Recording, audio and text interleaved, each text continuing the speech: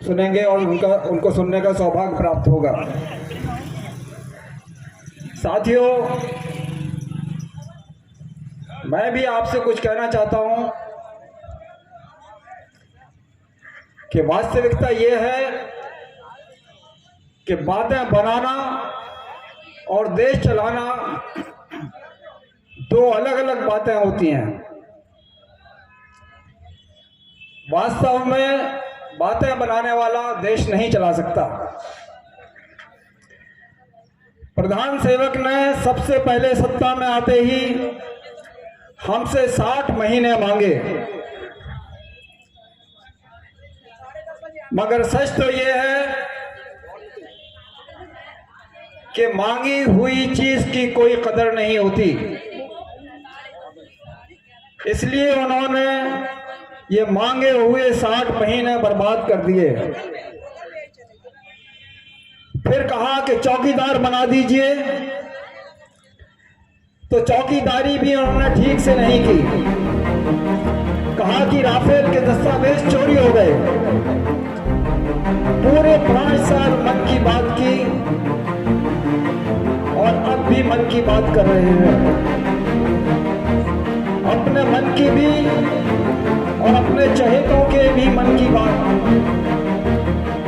उन्होंने की, खुद की, और मन की बात उनके चहेतों ने भी कहने दी और उन्हें कहने दिया। भाजपा के सत्ता में आते ही सबसे पहले देशबंदी, नोटबंदी का दंश झेलना पड़ा। नोटबंदी की सबको लाइन में लगाया, कुछ लाइन में मर गए और बाकियों की हालत खराब हो गई। काला धन निकला या नहीं निकला मालूम नहीं पड़ा, और अगर निकला तो कहां छुपा कर रख लिया गया, किसी को कुछ पता नहीं है। नोटबंदी से भ्रष्टाचार होने का भी वादा किया गया। कितना भ्रष्टाचार होगा ये भी नहीं मालूम पड़ा। नोटबंदी से भ्रष्टाचार को नहीं होगा, क्योंकि भ्रष्टाचार रोकने के लिए छोटा नोट प्रचलन करवाना चाहिए था, लेकिन यहाँ छोटा नोट 500 और 1000 का नोट बंद करके 2000 का नोट चलन लाया गया। नतीजा आज 2000 का नोट बनाने से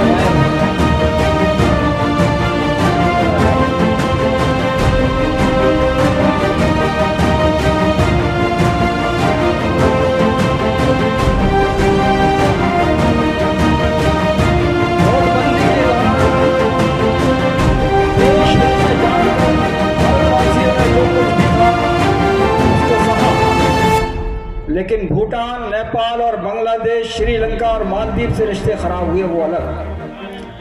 दुनिया के बेहतरीन अर्थशास्त्रियों में से एक मनमोहन ने ही नहीं बल्कि ज्यादातर अर्थशास्त्रियों ने कहा था कि नोटबंदी से जीडीपी गिरेगी, तो जीडीपी गिरी।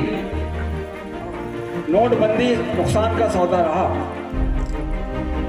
सबसे बड़ा नुकसान नोटबंदी से लाखों लाख नौकरियां चली गईं, जबकि प्रधान सेवक ने हर वर्ष 2 करोड़ नौकरियां देने का झूठा वादा करके बेशुमार नौकरियां देने का खूबसूरत रंगीन ख्वाब दिखाकर सत्ता हासिल की थी। यही पॉलिसी रही तो अर्थशास्त्रियों का अनुमान है कि 2025 तक 20 करोड़ नौजवान बेरोजगार हो जाएंगे।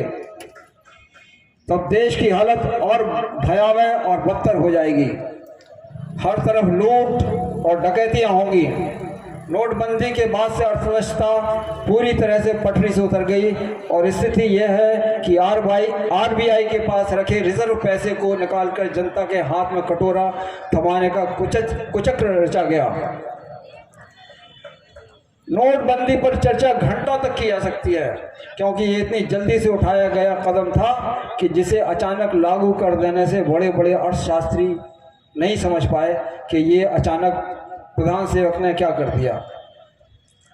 बल्कि ये कहा जाए तो अतिशयोक्ति नहीं होगी कि प्रधान सेवक और उनके सहयोगी खुद नहीं समझ सके कि उनके हाथों आखिर ये क्या हो गया।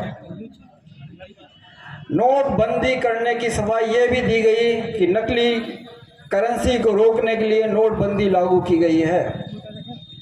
इसे अमल में लाते लाते नई करेंसी के नकली करोड़ों नोट अपराधियों ने बाजार में झोंक दिए।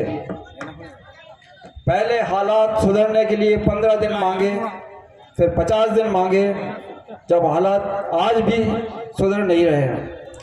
नुकसान ये भी हुआ कि जनता ने खून पसीने की कमाई के हजारों करोड़ रुपए नोट छापने में खर्च करके बर्बाद कर दिए गए।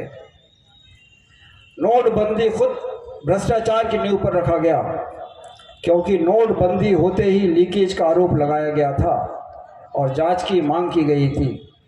लेकिन ना जाने क्यों ये सरकार किसी जांच के लिए तैयार नहीं होती और लीकेज की जांच के लिए तैयार नहीं हुई। अरे भाई, ईमानदार हो तो जांच से डर कैसा है।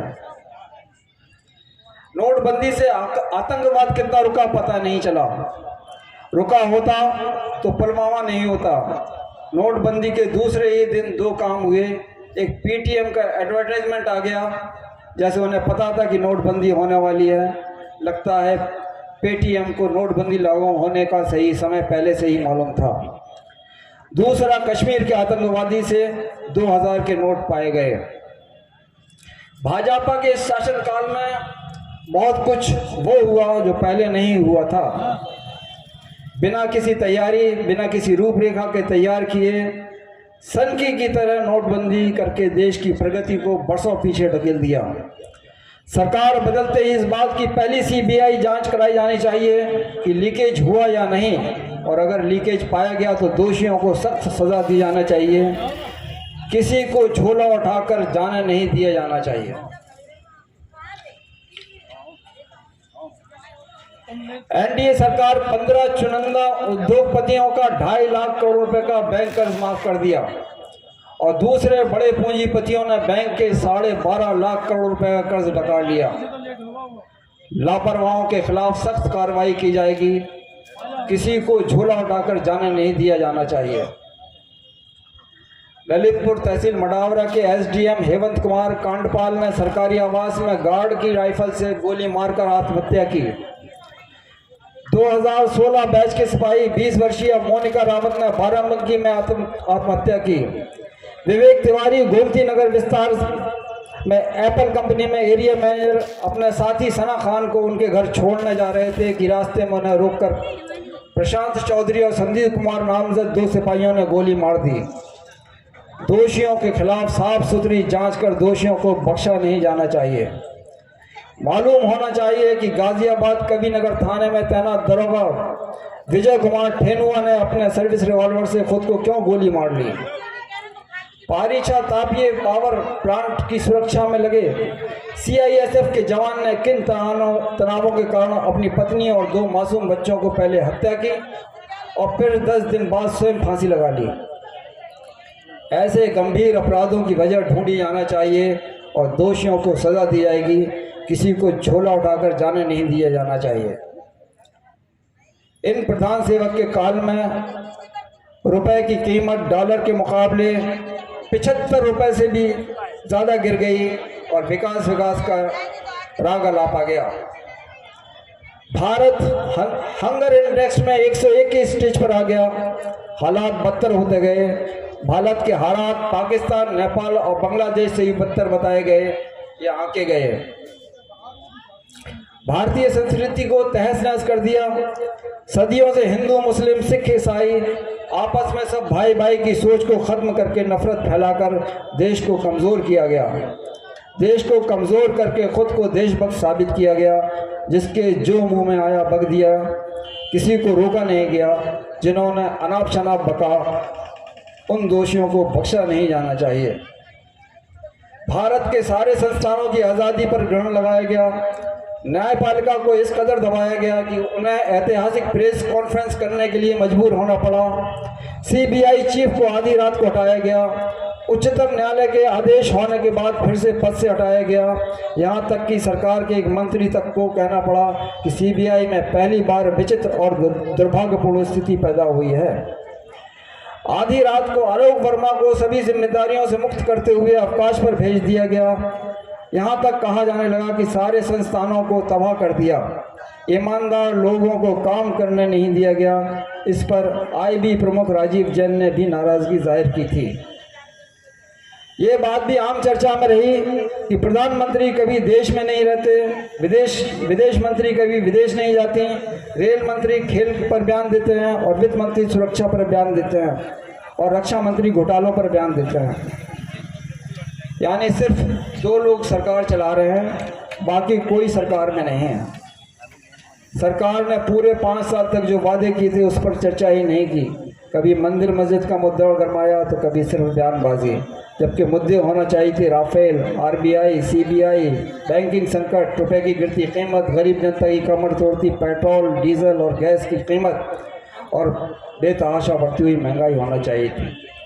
इन तमाम मुद्दों पर किसी को भी झोला उठाकर जाने नहीं दिया जाना चाहिए। कमाल तो ये रहा कि मीडिया ने भी कोई मुद्दा नहीं उठाया। किसी की हिम्मत ही नहीं हुई कि देश की स्थिति के बारे में सरकार से सवाल करते। लोकतंत्र में मीडिया को जिम्मेदारी जिस कर्मठता से निभानी चाहिए थी उसने नहीं निभाई।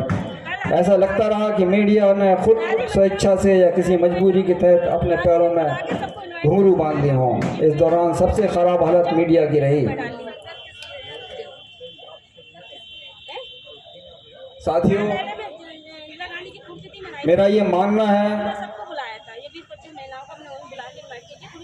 कि सरकार में जो भी मंत्री हैं वो कर्मठ नहीं है, उन्हें जानकारी ही नहीं है। जैसे हमारी वित्त मंत्री हैं, वास्तव में तो ये बात है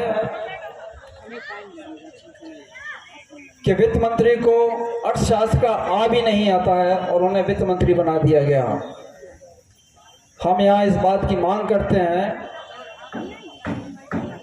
कि भारत को एक ऐसा वित्त मंत्री दिए जाना चाहिए जो अर्थशास्त्र जानता हो, अर्थशास्त्र का आभासा जानता हो।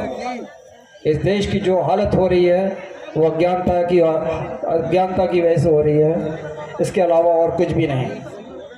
धन्यवाद, नमस्ते, जय हिंद, जय भारत।